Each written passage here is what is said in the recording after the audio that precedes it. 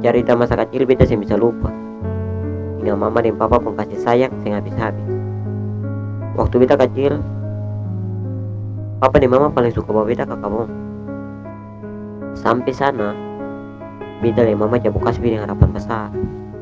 Papa gali kolam, cari kayu, cari batu, baru mau bakar batu. Anto mama duduk basalep, kupas per kasbi-kasbi, bersih, putih menyala. Anto papa bakar cinta di kayu, tas menyala par batu-batu. Kotor yang panas, papa dan mama simpi peduli akang lai.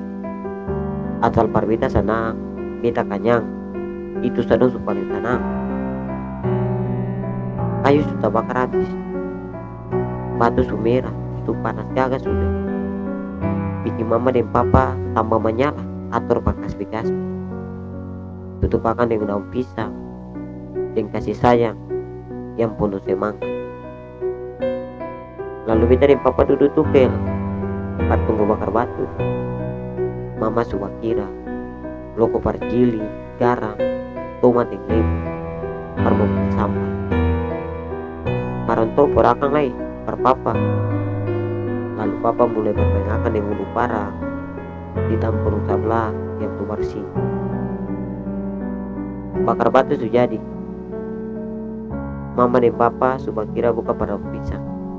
Sio tuang uap tanah, uap kasbi, pukul pada dalam muka tidak. Balong makan lai, surasa kanyang. Balong rasa lai, surasa enak.